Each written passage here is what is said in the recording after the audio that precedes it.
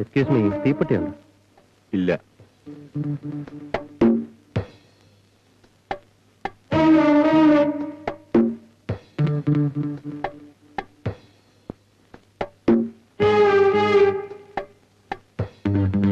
Welcome, Mr. Thomas Matthew. I'm sorry, Mr. Udaya Verma. പേര് മാറ്റി താമസിക്കുന്നത് കൊണ്ട് കണ്ടുപിടിക്കാൻ അല്പം വിഷമിച്ചു. സാരമില്ല. എന്റെ പേര് ഡേവിഡ് ആന്റണി ഫെർണാണ്ടസ്.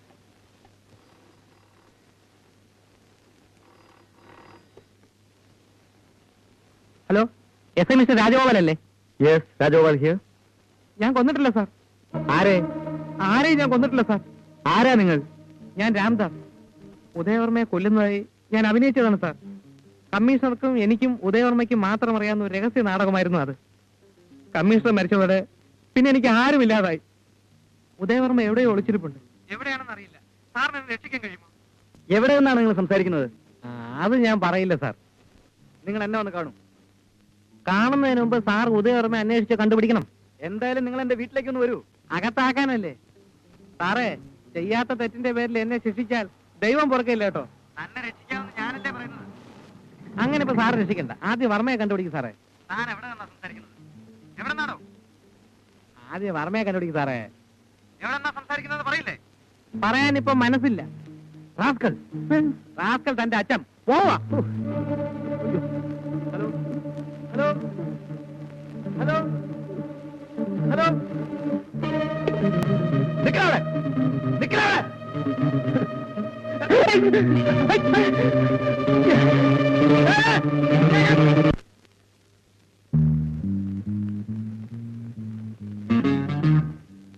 സോറി, ഞാൻ അല്പം വൈകി. വേണു എവിടെ? തിയേറ്ററിനകത്തുണ്ട്. വിളിക്കൂ.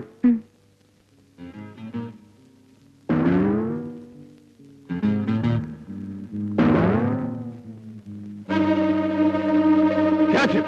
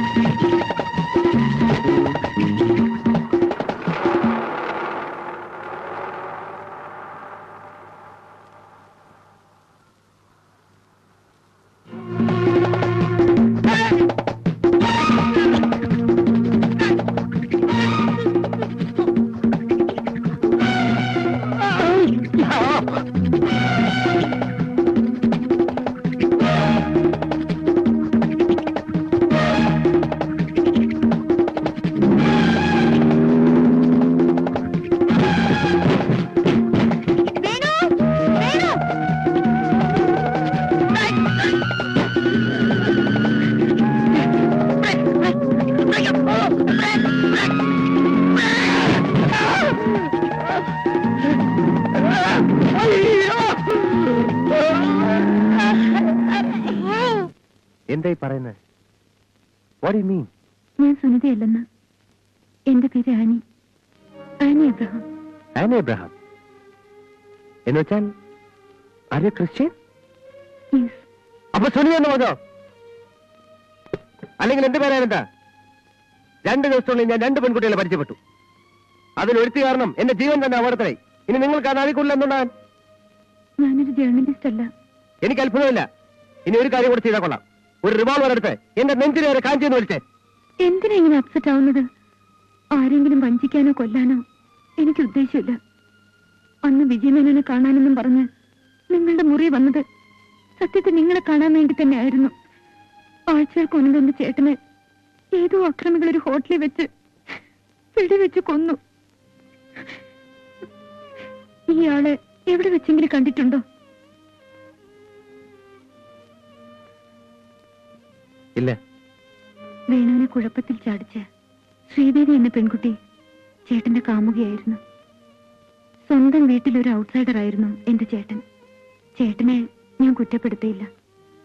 ചെറുപ്പത്തിൽ അമ്മച്ചി മരിച്ചതിന് ശേഷം റബ്ബറിൽ നിന്നുണ്ടാക്കിയ വരുമാനത്തിൽ മാത്രം ശ്രദ്ധിച്ചിരുന്ന അപ്പച്ചൻ ഒരു വഴിപാട് പോലെ ഞങ്ങളൊരു ബോർഡിങ്ങിൽ കൊണ്ടാക്കി. വെക്കേഷൻ വരുമ്പോ ഞങ്ങൾക്ക് എങ്ങും പോകാനുണ്ടായിരുന്നില്ല. വീട്ടിലെത്തിയാൽ ഒരല്പമെങ്കിലും സ്നേഹം തരാൻ അപ്പച്ചന് സമയം ഉണ്ടായിരുന്നില്ല. എത്രയോ വട്ടം ഒതുങ്ങിയ ഇടനാഴികളിൽ ഞങ്ങൾ പരസ്പരം നോക്കി കണ്ണീരൊഴുക്കിയിട്ടുണ്ട്. വർഷങ്ങൾ കൊണ്ട് ചേട്ടനൊരു മരവിച്ച മനുഷ്യനായി വിലക്കുകൾ തട്ടിമാറ്റി ഏതെല്ലാമോ വഴികളിൽ സഞ്ചരിച്ചു. ഒടുവിൽ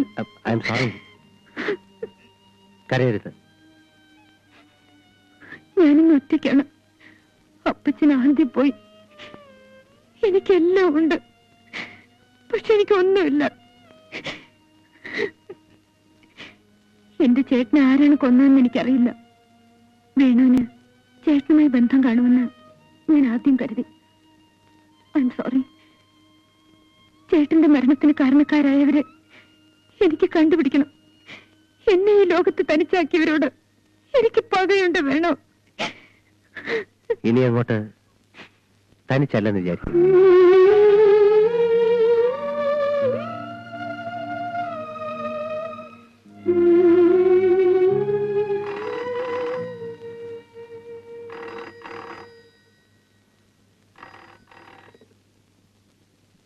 ഹലോ.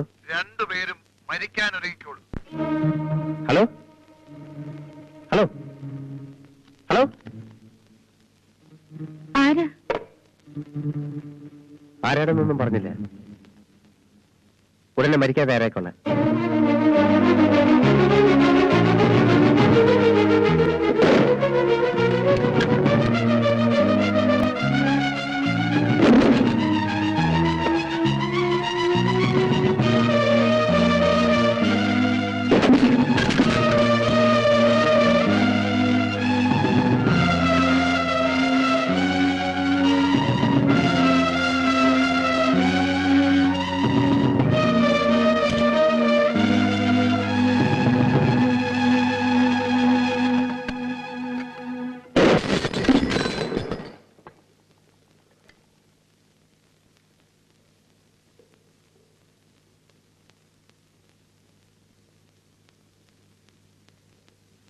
സുനിതകത്തിരുന്നുള്ളൂ.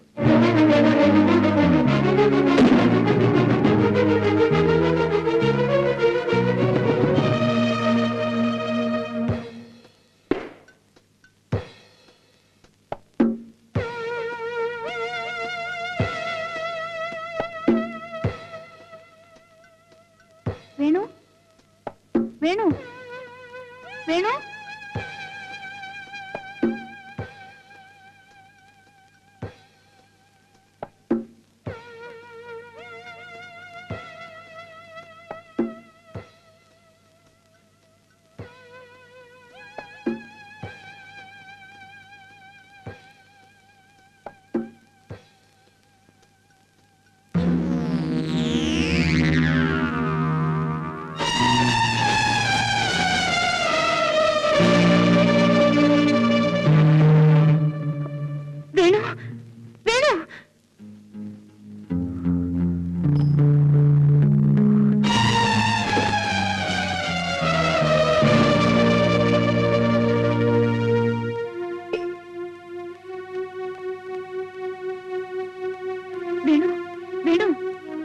പേടിക്കേണ്ടതൊന്നും യാതൊരു ആവശ്യവുമില്ലായിരുന്നു. കുട്ടിയുടെ ജ്യേഷ്ഠൻ ജോൺ കാരണമാണ് ഈ പ്രശ്നങ്ങളൊക്കെ ഉണ്ടായത്. മിസ്റ്റർ ഉദയവർമ്മയുടെ കയ്യിലുണ്ടായിരുന്ന ഡയമണ്ട്സിനോട് എനിക്ക് ഭ്രമം തുടങ്ങിയിട്ട് വളരെ കാലമായി. വർമ്മയുടെ മകളെ പാട്ടിലാക്കാനും അതുവഴി ഡയമണ്ട്സ് ഇരിക്കുന്ന ഇരിപ്പിടം കണ്ടുപിടിക്കാനും ജോണിനെ നിയോഗിച്ചത് ഞാനായിരുന്നു. പക്ഷെ എന്തു പറ്റി? ഡയമണ്ട്സ് മോഷ്ടിച്ചപ്പോ പയ്യൻസ് ആളങ്ങ് മാറി. അപ്പോഴേക്കും ശ്രീദേവിയോട് അവന് യഥാർത്ഥ പ്രേമം തോന്നിയത്രേ. ഡയമണ്ട്സ് എവിടെയോ ഒളിപ്പിച്ചതിന് ശേഷം അവനും ആ പെണ്ണും കൂടി കടന്നു കളയാൻ ശ്രമിച്ചു. അതിനുശേഷം സത്യം പറഞ്ഞാൽ എന്തൊക്കെയാണ് സംഭവിച്ചതെന്ന് എനിക്കറിയില്ല. ആരൊക്കെയോ ചത്തെന്നോ കൊന്നെന്നോ ഒക്കെ പറയുന്നത് കേട്ടു. നൊന്തോ കുട്ടാ? എന്നാലേ ഈ വയസ്സായ മനുഷ്യനോട് ക്ഷമിച്ചു കളാ. ആ കവറിങ് തന്നേക്ക്. ഡയമണ്ട്സിനെ കുറിച്ചുള്ള എല്ലാ വിവരങ്ങളും ആ കവറിലില്ലേ? പ്ലീസ്, എനിക്ക് വേഗം പോണം, കിടന്നുറങ്ങണ്ടേ. ആ കവറിങ് തരൂ പ്ലീസ്. കവർ എന്റെ ഇല്ല, കളഞ്ഞുപോയി. കുട്ടി വെറുതെ ഓരോ തമാശയൊക്കെ പറയുന്നത് കേട്ടില്ലേ? പറയുന്നതിനെ എന്തെങ്കിലുമൊക്കെ ഒരു യുക്തി വേണ്ടടാ മോനെ. എനിക്കിവിടെ പരതി നടക്കാനൊന്നും വയ്യ. പ്രായമായില്ലേ? ഈ റിവോൾവറിലാണെങ്കിൽ ബുള്ളറ്റ്സും കുറവാ, പിന്നെ വെടിയുണ്ടയ്ക്കാണ് തീ പിടിച്ച വിലയുമാ. ആ കവറിങ് തരൂ.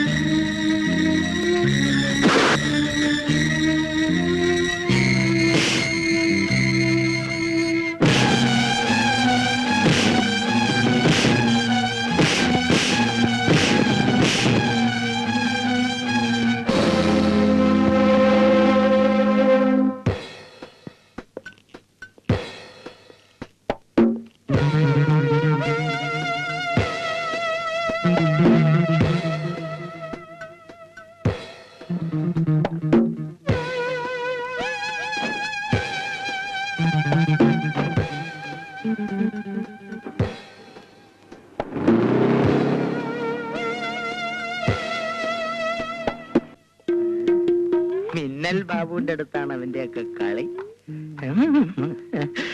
അയ്യോ, ഒരു കൈയില്ലാത്തവനാണേ, എന്തെങ്കിലും തരണേ.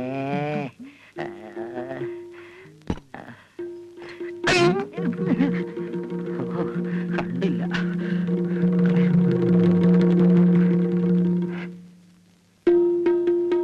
അവൻ പള്ളിക്കകത്ത് തന്നെ കാണും.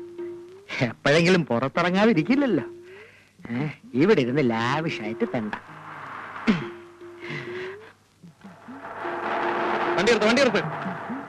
അയ്യോ, ഈ അഗതിക്ക് വല്ലോം തരണേ. എന്താണ് ഇത് കാണാനാണ് വെച്ചിരിക്കുന്നത്? എന്താ ഇത് കാണാനാണോ വെച്ചിരിക്കുന്നത്? ഞാൻ DYSP ആണ്. എന്നെ ID ആക്കാൻ കാണാം. ഭ്രാന്തന്മാര്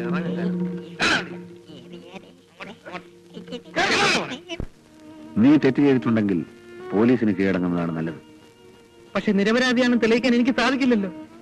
കമ്മീഷണർ കൊല ചെയ്യപ്പെട്ടോടെ കളി കാര്യമായില്ലേ ഫാദർ? ഈ കുട്ടിയെ എന്ത് പറഞ്ഞ്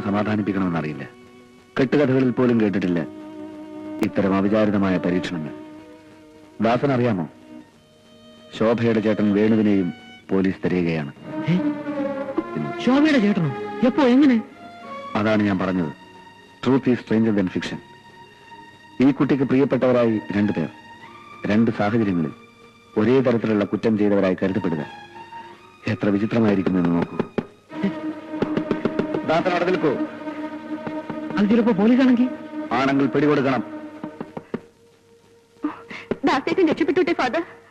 ഒളിച്ചോട്ടം ഒന്നിനൊരു പരിഹാരമാർഗമല്ല കുഞ്ഞ്. ഫാദർ, എന്നെ കൊലയ്ക്ക് കൊടുക്കുകയാണോ ഫാദർ? സത്യം പരാജയപ്പെട്ട ചരിത്രമില്ലെന്ന് നീ മനസ്സിലാക്കൂ.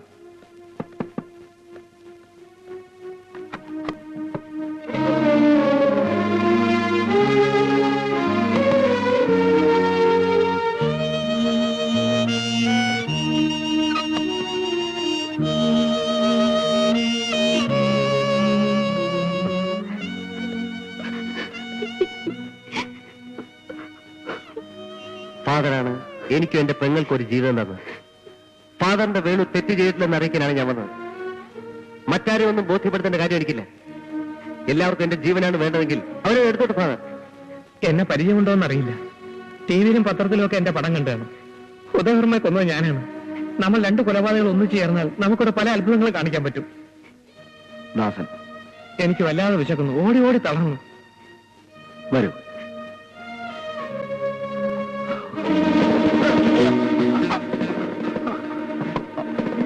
ഫാദർ, കുറച്ചു നാളായി ഞാനിവനെ നോക്കി നടക്കുന്നു. സാർ, ഞാൻ നിരവധി